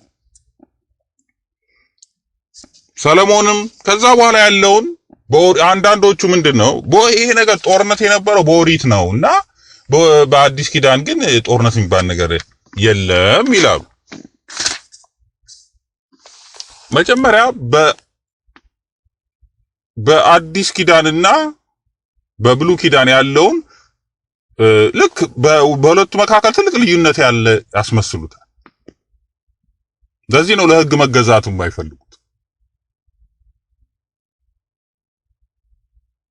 ለሕግም አንገዛም የሚሉት አይ ሕግም እኮ በኦሪት ጊዜ ነበረ ከዛ አዲስ ጊዜ የለም ሊሉ የሚፈልጉ አሉ። ለዚህ ነው ካመንም ብቻ እንጸድቃለን የሚሉ አስተሳሰብም የመጣው። ግን ዮሐንስ በሚያጠምቅበት ጊዜ ንስሐ ግቡ እያጠመቀ በሚያጠምቅበት ጊዜ ወታደሮች መጥተው ጠይቀውታል። ምን እናድርግ ነው ያሉት። ሌሎቹም እየመጡ ነጋዴዎችም የተለያዩ ሙያ ያላቸው ሰዎች ዝም ብሎ እኮ ንስሐ ግቡ አይደለም። አንዳንድ የማይገባኝ ስብከት ይሄ ነው። ንስሐ ግቡ እንጸልይ። በምን ምክንያት ነው የምንጸልየው? ሰው እኮ በደሉን ካልተናገረ ምንም አይነት ነገር ቢያቅ መፍትሄ ማግኘት አይችልም። ስለዚህ ወታደሮች በዛ ወቅት መጥተው ጠየቁት፣ ምን እናድርግ አሉት። ስለዚህ ከተፈቀደላችሁ አግባብ ባልሆነ ሰውን አታንገላቱ፣ በሰው ላይ በደል አትስሩ ነው እንጂ ያላቸው። አይ ውትድርና ኃጢአት ነው፣ ስለዚህ ውትድርና ከዚህ በኋላ አያስፈልግም፣ አዲስ ኪዳን ነው፣ መንገድ ጠራጊ ነው፣ የክርስቶስ መንገድ ጠራጊ ነው፣ አያስፈልግም፣ ከዚህ በኋላ አርፋችሁ ቁጭ በሉ፣ ጋሻችሁን ጦራችሁን አስቀምጡ አላለም። እነዛ ወታደሮች ናቸው፣ ተዋጊዎች ናቸው። ወታደር የመሆናቸውና ተዋጊ የሆናቸው ግን ምክንያታዊ መሆን አለበት። ቅድም እንዳልነው ጦርነት ጥሩም የሚያረገው መጥፎ የሚያረገው ምክንያቱ ነው። ስለዚህ በግፍ ከሆነ አታድርጉ ነው ያላቸው። ወታደር አትሁኑ። በግፍ ከሆነ ወታደርነታችሁ ለግፈኝነት የምትጠቀሙበት ከሆነ ሌላውን ለመበደል የምትጠቀሙበት ከሆነ ያ ኃጢአት ነው። ያን አታድርጉ። ያን ነው ንስሐ ግቡ የሚያለው። ግን ድሃውን ለመጨቆን ከሆነ የተጨቆኑትን ነፃ ለማውጣት ከሆነ ያ ውትድርና ኃጢአት አይሆንባቸው፣ በደል አይሆንባቸው። ልዩነት በግልጽ ማውጣት ያስፈልጋል። በኦሪትም የነበሩት ጦርነቶች እንዳለ በደል ለመፈጸም አይደለም ያደረጉት እነዛ ሰዎች። እነዛ ጦርኖች ቅዱሳን የተባሉት ወይም እግዚአብሔር ራሱ ሲሳተፍባቸው የነበሩ ጦርነቶች የነበሩት እነዛ ጦርነቶች ትክክለኛ ስለነበሩ ትክክለኛ ፍርድ ስለሆነ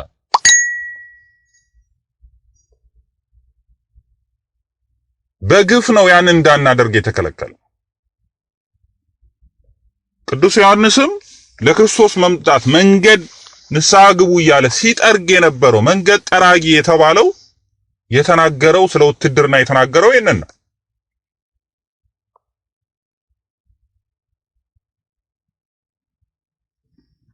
ከዛ በኋላ መሸሸጊያ የሚያደርጓቸው ጥቅሶች አሉ። ክርስቶስ እዚህ ለምን ነው የመጣው? ሲጀመር እንደተባለው አዳምን ያ የነበረውን የሞት ስርዓት በትንሣኤ ለመለወጥ ነው፣ በትንሣኤ ለመቀየር ነው። ያን ሂደት ነው አሁን እነሱ ያን ሂደት ለማጨናገፍ ይሄዱ ነበሩ። ለምሳሌ እኔ ሞታለሁ ሲለው ቅዱስ ጳውሎስ አንተ አትሞትም ሲል ከኔ ሰይጣን ዞር በር ብሎታል ቅዱስ ጴጥሮስ። ሰይጣን አለው ቅዱስ ጴጥሮስን እሞታለሁ ሲለው አይ አንተማ አትሞትም ስላለው። ለምን? ሰይጣን እሱ የመጣው ሰውን ለማዳን ነው። ሰውን ለማዳን እስከሆነ ድረስ የተናገረው አንተ ሰይጣን ያለው ሰው ደግሞ እንዲድን አይፈልግም። ምክንያቱም ሰይጣን የዕዳ ደብዳቤው እንዲቀደድ አይፈልግም። በትንሣኤን ሰው እንዲቀበል አይፈልግም። ያን በሲኦል እየወሰደ ወደ ሲኦል እያወረደ ከሱ ጋር ማድረግ ነው የሚፈልገው። ስለዚህ ቅዱስ እሞታለሁ ብሎ ሲናገር አይ አንተ አትሞትም ሲለው ወግድ አንተ ሰይጣን አለ። ስለዚህ መረዳት ያለብን በአዲስ ኪዳን ክርስቶስ የሰራቸው ስራ የማዳን ስራ እስከ ሞት የሚቀጥል ነው። ስለዚህ ጭፍሮችም መጥተው ሊይዙት በመጡበት ጊዜ ያ መሆን አለበት። ወደ ፈተና እንዳትገቡ ጸልዩ አላቸው። ለራሳቸው ነው። ፈተና ይመጣል። ሰይፍ ጎመድ ይዘው ሲመጡ ሁሉም ስለሚበታተኑ ማለት ወደ ፈተና እንዳትገቡ ተጠንቀቁ ብሎ ጸሎት አድርጉ ብሎ ነገራቸው። በተረፈ ግን እሱ የሚመጣውን የማዳን ሂደት ሰውን ከነበረበት የሞት ሕግ ወደ ትንሣኤ ለማምጣት የመጣበትን ከሞት እርግማን ወደ ትንሣኤ የማምጣበትን ሂደት ማንም ማስቆም የለበትም።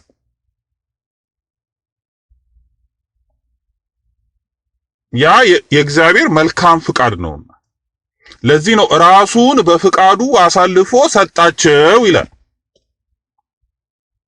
ከዛ በፊትም እኮ ሊይዙት ሞክረው ነበረ። ከመሃላቸው ተሰወረባቸው። ይዘው ወደ ገደል ሊወረውሩ ሲሉ በመሃላቸው ጠፋባቸው። ምክንያቱም ጊዜው ስላልነበረ። ጊዜው በደረሰበት ግን ራሱን አሳልፎ ሰጣቸው ይላል። ስለዚህ በዛ መሃል ሐዋርያው ተነስቶ ሰይፍ አንስቶ የአንዱን ጆሮ ወታደር ቆረጠው። ስለዚህ እሱ ያ በዛ ሂደት መሄድ የለበትም። ክርስቶስ ራሱን አሳልፎ በፍቃዱ ነው የሚሰጠው። እነሱ ስለፈለጉ አይደለም ይዘውት የሚወጡ። ስለዚህ ተዋልና ሰይፉን ወደ ሰገባው መልስ አለው። ሰይፍ የሚያነሱ በሰይፍ ይጠፋሉ ያላቸው ሰይፍና ጎመድ ይዘው የመጡትን ነው እንጂ ሐዋርያውን አይደለም እያወራ ያለው።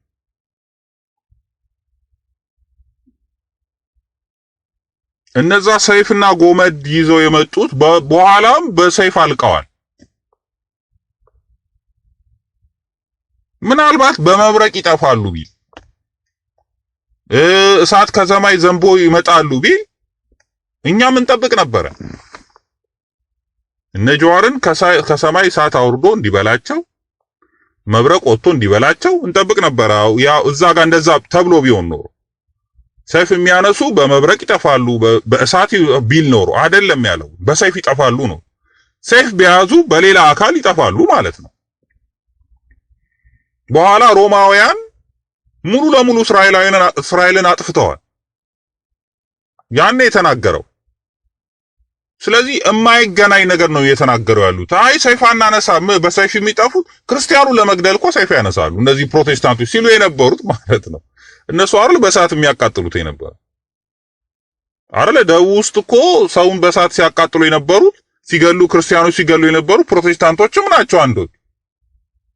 የእነሱን ስብከት እኛ ኢትዮጵያ ውስጥ ቤተክርስቲያን ውስጥ አስገቡና እነሱ አንደኛ ገዳይ ሆኑ።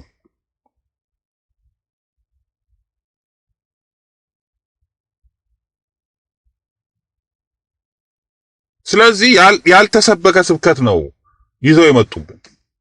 ክርስቶስ ለማዳን ሂደት ነበር። ያ ደግሞ ማንም ማቆም የለበት። ሰይፈኞቹ የመጡት ሰይፍና ጎመድ ይዘው የመጡት ሰዎች ራሱን በፍቃዱ አሳልፎ ሰጠ። በግርግር ቢሆን ኖሮ በግርግር ያዝነው ይሉ ነበር። በጉልበት ያዙት ይባል ነበር። እዛ ጋር 12ቱ ሐዋርያት ተደባድበው ወይም አንዱን ገለው አንዱን ጆሮ ቆርጠው አንዱንም ብለው ቢሆን ኖሮ በጉልበት ያዝነው ይባል ነበር። ታሪኩም እንደዛ ይባል ነበር። ግን አይደለም፣ መሆን የለበትም። የክርስቶስ የማዳን ሂደት በፍቃድ የተደረገ ነው እንጂ በጉልበትም በምንም ይሆን አይደለም።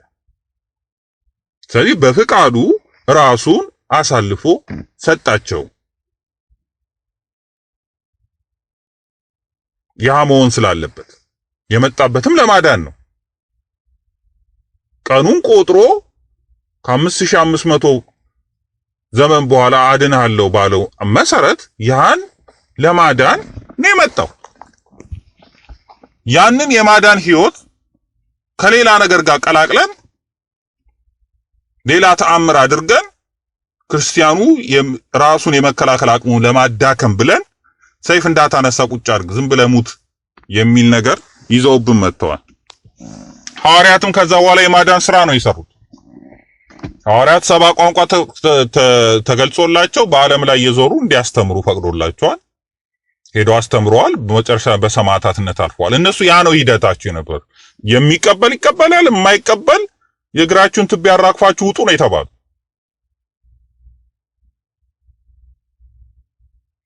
ከዛ በኋላ ክርስትና ከተቀበሉ ጋር ነው የራሱ ሂደት ነበረው። ክርስትና ቆመ ማለት አይደለም። ከሐዋርያት ጋር ታሪክ አለው ይዞ የቀጠለበት። ከዛ በኋላ ታሪክ እንዴት ሆነ? የነ ቆስጠንጢኖስ ታሪክ ይመጣል። ኢትዮጵያ ውስጥም ክርስትና ከገባ በኋላ ታሪክ ይመጣል። ከዛ በኋላ ምን ያደርጉ ነበረ? አፄ ካሌብ የተዋጓቸው ብዙ ጦርነቶች አሉ፣ ክርስቲያኖችን ነፃ ለማውጣት ግፈኞችን እንትን ለማለት። አፄ ካሌብ አፄ ዳዊት አፄ አምደ ጽዮን። ከዛ ላይ ሃይማኖት ጦርነት ነበር። የሚቆም ነገር አይደለማ። በኦሪትም የነበረው ስርዓት እዚህም ይመጣ ያ የማዳን ነው እንጂ ህጉና ስርዓቱ ግን አንድ አይነት ነው። የተቀየረ ነገር የለም። ታሪኩ የሰው ልጅ ታሪክ በራሱ አልተቀየረም። ምድር ላይ የነበሩ ነገሮች። ስለዚህ እነዛ ባህሪያት ቀጥለዋል። ንጉሶች ነበሩ፣ ድሮ በኦሪትም ንጉሶች ነበሩ፣ ወታደር ነበሩ፣ ወታደር ነበር። ስለዚህ ያ እግዚአብሔርን ማመን ነበረ።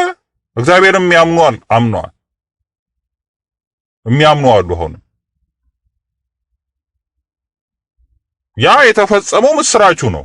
ያ አሁን እንደ ድሮ በኦሪት ጊዜ ሞተን በስብሰን ምንቀር አልነበርንም፣ ወይም በሲኦል ሄደን ነፍሳችን ምትቀር አልነበረችም። ከሲኦል ነፃ ትወጣለች። ያ ነው ልዩነቱ። ትንሣኤ ያለን ብለን እንሄዳለን። ገነትና ሲኦል ተለይተዋል። አሁን የገነት ተዘግቶ የነበረው ተከፍቷል። እስከ ዕለተ ምጽአት ድረስ ይሄ ይቀጥላል።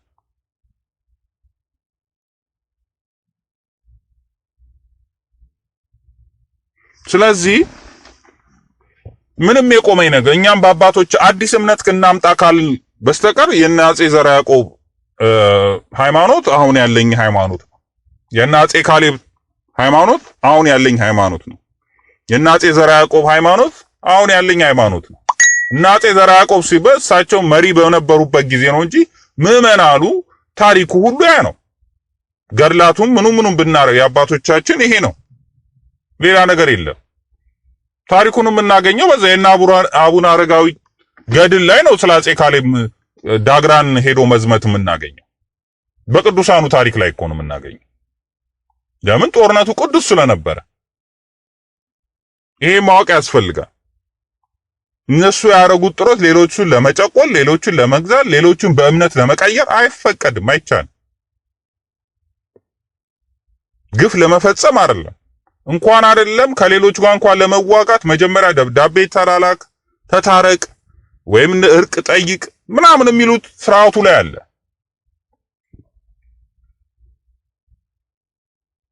ስለዚህ ዋናው ነገር መልእክቱ አሁን ያለንበት ሁኔታ የተባበሩት መንግስታት የሚፈቱት አይደለም። ለዛ ምን ጠብቀው ነገር አካል ካለ ሌላ ዶክተር አብይ ምናምን የምትሉትም ለምኑትም እሱም ይፈታው አይደለም።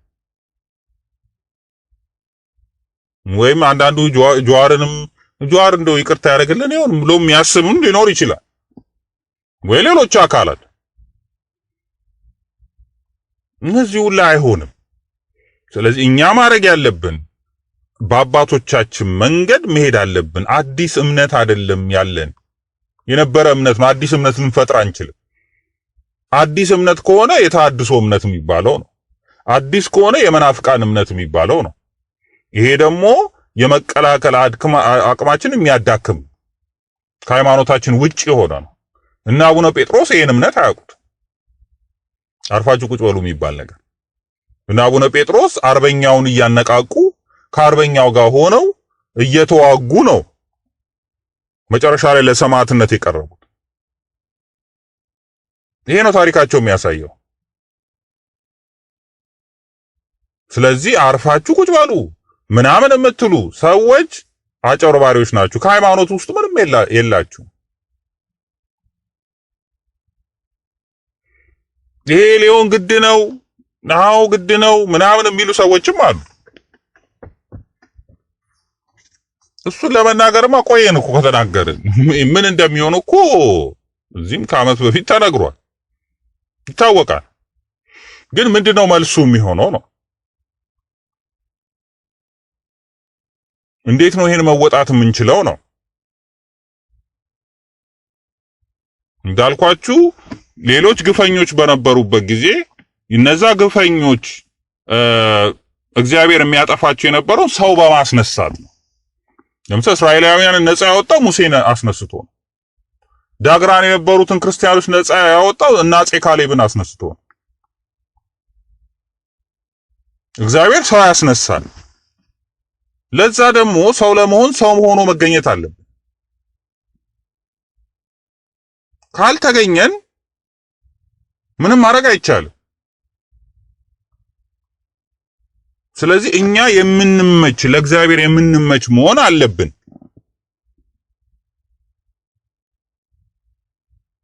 አሁን ችግሩ እሱ እኮ ነው። ማዳኑን ከሌላ ቦታ ነው የምንጠብቀው። አሕዛቦች መጥተው እምነት የሌላቸው ሰዎች መጥተው እኛን እንዲያድኑ ነው የምንፈልገው። ለዛም የኛን መጥፋት የሚመኙ የነበሩት በታሪክ ሲጽፉ የነበሩትም ማለት ነው። ስለዚህ አሁንም ቢሆን ይሄ የሐሰተኞች ያወናባጆችን ስብከት ትተን በመጽሐፈ ባሮክ ላይ በትንቢት ባሮክ ላይ እንደተናገረው ብዙዎች ሐሰተኞች መምህራን ይበዛሉ፣ ራሳቸውንም አያድኑም፣ ህዝቡንም አያድኑም ይላል። ስለዚህ እንደዚህ አይነት ትምህርቶች ስለገቡ እኛ በትክክለኛው መንገድ መሄድ ይኖርብናል። በአባቶቻችን እንዴት ነው የተወጡት? የጣሊያንን ወረራ እንዴት ነው የተወጡት? የግራኝን ወረራ እንዴት ነው የተወጡት? ምንድነው የተፈጠረው?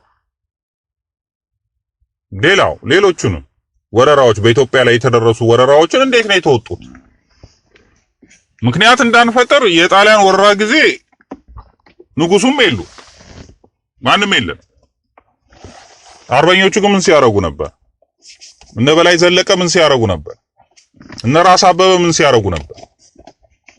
የጎበዝ አለቃ እርስ በራሳቸው እየተመካከሩ ነው ወደ ሽፍትነት ገብተው እየተዋጉ እንፋለማለን ብለው ድል ያነሱት። እኛ እዚህ የሚገቡ አሕዛቦች መተው አዲስ አበባ ውስጥ እንዲፈነጩ ፈቅድላቸዋል። እኛ ስለፈቀድን ነው። እኔ በእነሱ በፍጹም አላሳብብም። መፍትሄም አያመጣም እንደዚህ ማለት። ከሌ ነው አብይ ነው ምናምን ነው ምናምን፣ ይሄ መፍትሄ አያመጣም። 200 ዓመት ህንዶች የተገዙት በእንግሊዞች ምክንያት እያደረጉ ነው። 200 ዓመት እንግሊዞች እንዲያሰቃይተውን እንግሊዞች እንዲያርገውን ምናምን እያሉ 200 ዓመት ተገዙ። ከ200 ዓመት በኋላ ነፃ ያወጣቸው ጋንዲ ያላቸው ኖ እኛንን ጥፋተኞች እኛንን የፈቀድንላቸው እንጂ እንግሊዝ 100,000 የማይሞላ ወታደር 20,000 የማይሞላ ወታደር በሚሊዮን የሚቆጠር ህዝብን ሊገዙ ቀኝ ሊገዙ አይችሉም። ስለዚህ የፈቀድንላቸው እኛ ነን። የኢትዮጵያ ውስጥ ተሳምቶ ግብር ይከፍል የለ እንዴ? ለምን ይከፍላል ግብር? ለቄሳር ለብሩ የሚከፍሉ አልከፍልም አይልም እንዴ? ግብሩ ወታደር የሚጠብቅ ወታደሩ እሱን የማይጠብቀው ከሆነ አልከፍልም ማለት አይችልም እንዴ? ይችላሉ። ወታደሩ የሚሰበሰበው ገንዘብ ከህዝቡ ከሆነ ክርስቲያኑ ተነጋግሮ አልከፍልም ገንዘብ ምክንያቱም እኔን እየጠበቅከኝ አይደለም ማለት እኮ ይችላሉ። ቀላል ነው። አንከፍልም ማለት ይችላል። ብዙ ነገር ማድረግ ይቻላል፣ ግን ስለፈቀደለት ነው። ታክስ ተሰብስቦ በከሱ በሚሰበሰብ ገንዘብ መሳሪያ ይገዙና እሱን ይገሉታል።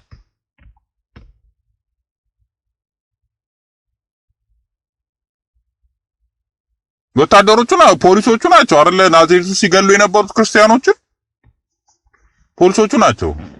አብሯቸው ቢጨፍሩ ከቄሮ ጋር ፖሊስ ነው።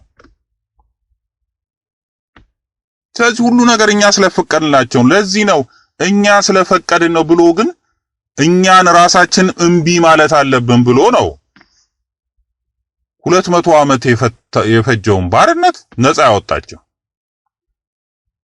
ስለዚህ በማንም ላይ ማሳበብ፣ በጀዋር ላይ ማሳበብ፣ በአብይ ላይ ማሳበብ ምንም አይጠቅመንም። እኛንን ጥፋተኞች ብለን ከተነሳን ግን እናሸንፋለን። ስለዚህ ጠላቶቻችን ማን ናቸው? ዲፋይንድ ማድረግ በስነ ስርዓት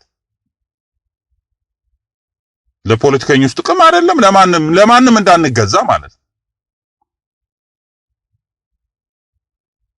ኮሽ ባለቅ ሄዶ ቤተክርስቲያን እየተቃጠለ አቃጣዩ ቄሮ ነው የሆነ ስም ብንሰጠው ነው አይገባኝ።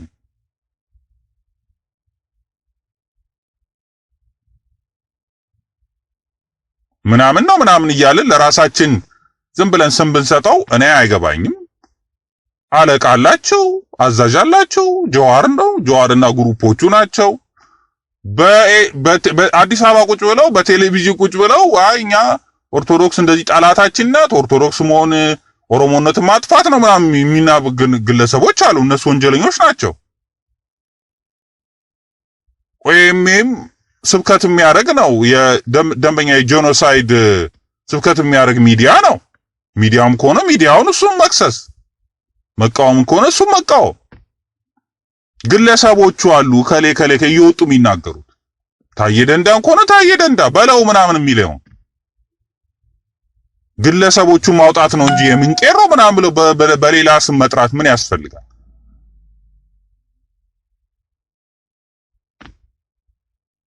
በግልጽ እየተነጋገርን ህዝቡንም ኮንፊውንስ አናረገው፣ ጠላቶቻችን አይደንቲፋይ አድርገን መዋጋት ነው። እንደ ኦርቶዶክሳዊ ተሰብስበን ስንገናኝ ስራ ስንሰራ እኮ እንዴት እንደሆነ እናውቃለን። ስለዚህ ራሳችን በራሳችን እንዳናዳክም በአንድ ላይ ሆነ መታገል የምንችለው በዛ ምክንያት አወናባጅ የሚሰብኩትን ከውስጣችን ማስወጣት አለብን። ዝም በሉ ማለት አለብን። ቀላል ነው። የቅርቦቹ ታሪክ አለ፣ የሩቁ ታሪክ አለ። የቅርቡ ታሪክ የአድዋ ታሪክ አለ። ስለዚህ በደል ሰሩ ማለት ነው ሄደው ነፃ ስላወጡ። እንደዚህ ቤተክርስቲያን እያቃጠሉ ክርስቲያኖችን እየገደሉ ዝም ብሎ ማየት ወይ ሌላ ነገር ምክንያት መሳት ተገቢ አይደለም። በውስጥ ያሉ ሰዎች ናቸው በጣም አስቸጋሪዎች የሆኑት። በጣም ሴቶችም ብንሆን አንድ ልትጸጸት እንትን ምንድነው ስታዩ ሊያሸማቅቃችሁ ይችላሉ ሴቶችም ስለሆናችሁ። ግን እንደ ጣይቱ እኔ ሴት ነኝ ሞትን እፈራለሁ ግን በአገሬ የሚመጣውን በፍጹም አልፈቅድለትም ብለው ነው የተናገሩት። እና አንዳንዴ መጀገን ያስፈልጋል። እንደ አባቶቻችንም እንደ እናቶቻችን ሴቶቹም እንደ እናቶቻችን መሆን አለብን።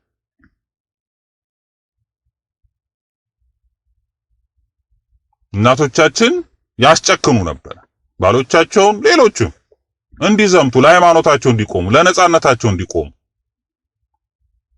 ለሀገራቸው እንዲቆሙ ያስጨክኑ ነበር። እና እንደዚህ አይነት ነገርም ማድረግ አለብን። ከቤት ነው የሚጀምረው ቅስቀሳው። የደከመው ማጽናናት፣ ማድከም፣ ማበርታት አለባችሁ ሴቶች። ይሄን ሚናም አለባችሁ።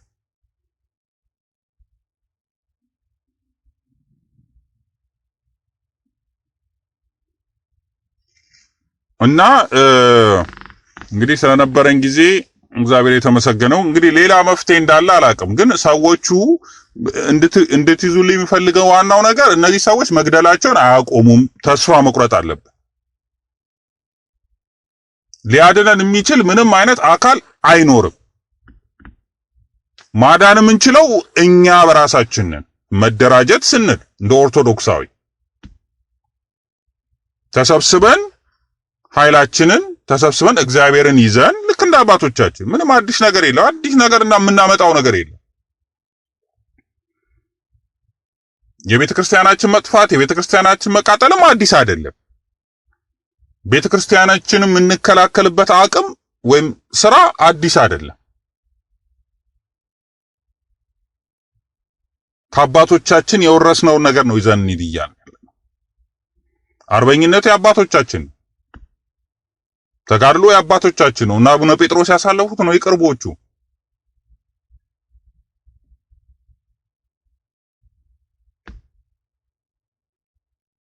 እንደዚህ ሆኖ ወይም እግዚአብሔር እንደው አንድ ሁለት ሶስት ሰው መሞቱ ዝም ብሎ ነገር ያደርጋል ወይ ዝም ይላል ከሆነ በጣም ተሳስተናል። በዓለም ታሪክ ውስጥ ዓለም ብዙ ጭካኔዎችን አሳልፋለች። በተለይ ክርስቲያኖች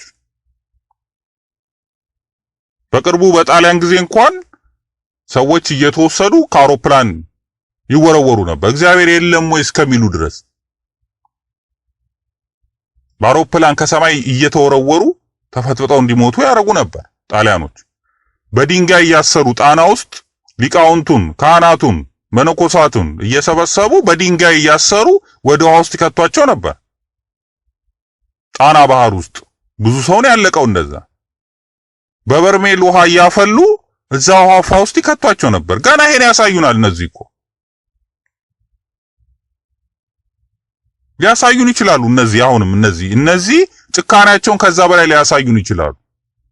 ለምንድን ነው አንደኛ እንደዚህ አይነት ጭካናቸው የሚያሳዩ ቢባል እኛ አባቶቻችንን የከፈሉትን መስዋዕት ስለረሳን፣ ስላላስታውስን። ስለዚህ አሕዛቦቹን በዚሁ ደረጃ ይጨክኑብናል።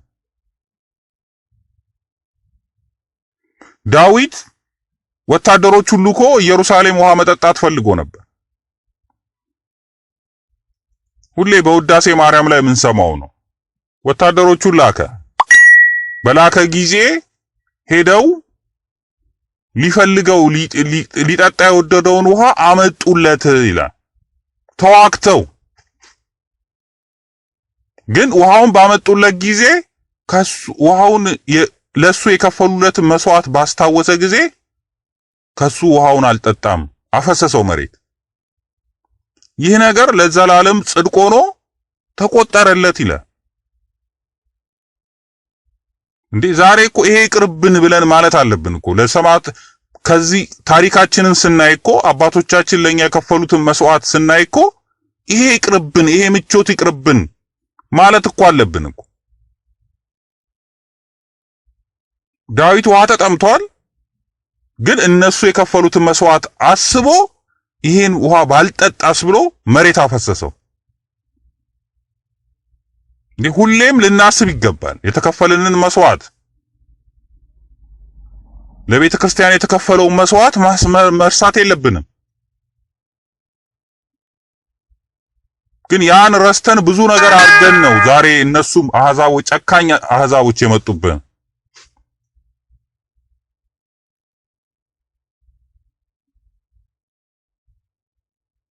ይሄን በሚገባ መረዳት ያስፈልጋል። መውጫችንን መንገድ ማመቻቸት አለብን። ያለበዛ ጥፋቱ ከዚህ የባሰ ነው የሚሆነው። መዳኛችን ይሄ ነው። እግዚአብሔር ለማዳን የሚፈልገው በዚህ መንገድ ነው።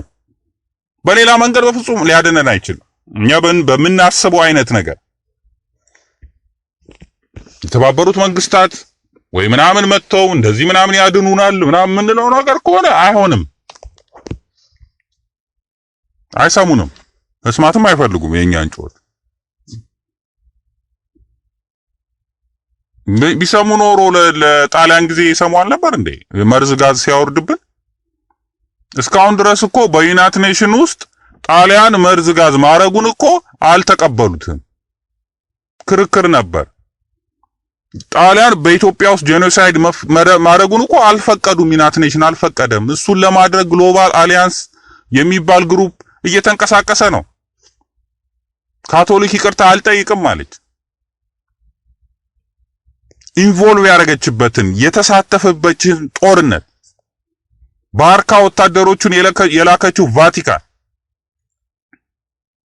ቅዱስ ጦርነት ነው ያለች። የአሕዛቦችን ወደ ክርስትና የማምጣት ነው ብላ ያለች ቫቲካን በቀጥታ በጦርነቱ እጇን ያስገባች ቫቲካን ይቅርታ አልጠይቅም አለች። አሁንም ድረስ ማለት የጀርመኑ ግን ጭፍጨፋ በተደረገበት ጊዜ የናዚን ዝም ብለን ስላየን ይቅርታ እንጠይቃለን ብለዋል። ጠይቀዋል ይቅርታ። ዝም ብለን አይተናል ኢንቮልቭ አይደለም አይተናል፣ ዝም ማለት አልነበረብንም ቢያንስ በሚል ማለት ነው። ግን በቀጥታ የተሳተፉበትን አላረጉም። እነሱም የተለያዩ ባለማረጋቸው ምክንያት ኢትዮጵያ ውስጥ ጣሊያን ጄኖሳይድ አላረገም፣ አልፈጸመ፣ ዋር ክራይም አልፈጸመም ብለው ነው አሁንም የሚሉት። በዛ ውስጥ ግን ከ2000 ቤተ ክርስቲያን የተቃጠለው ወደ 1 ሚሊዮን የሚቆጠር ህዝብ ነው ያለቀው።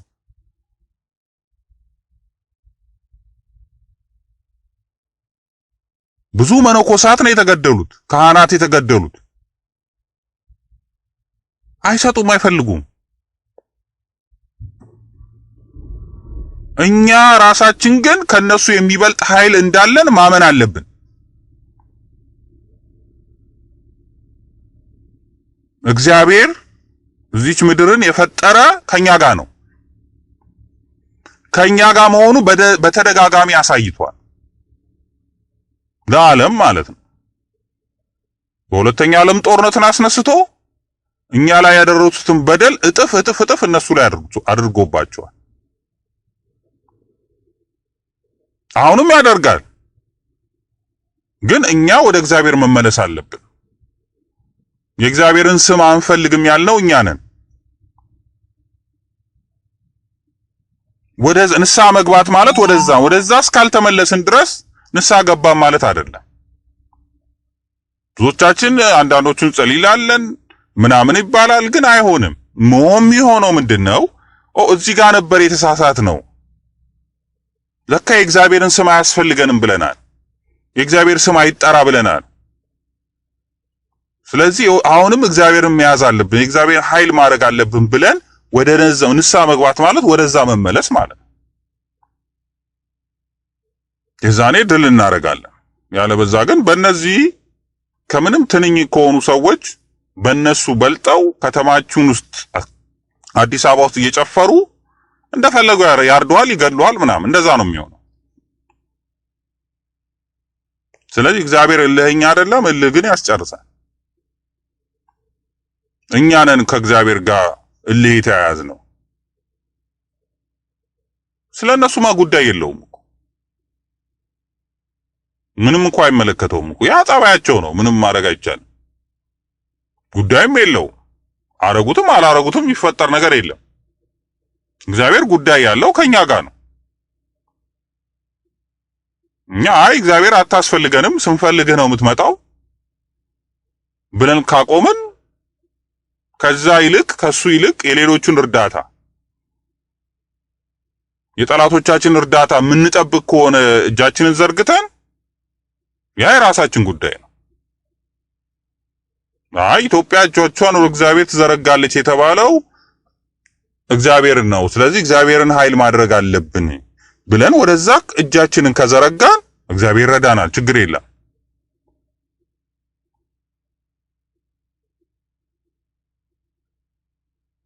ስለዚህ እግዚአብሔር ይዘን የምንንቀሳቀስ ከሆነ ሁሉ ነገር እንደዛ ነው የሚሆነው። እንግዲህ እኔ ማስተላለፍ የምችለው ይሄን አይነት መልእክት ነው። ከዚህ በኋላ የሚሆነው ለዚህ ነው።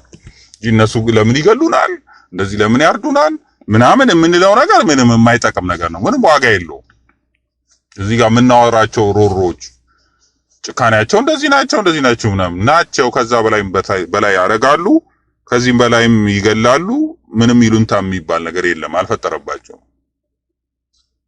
ምንም ይሉንታ የሚባል ነገር የለም።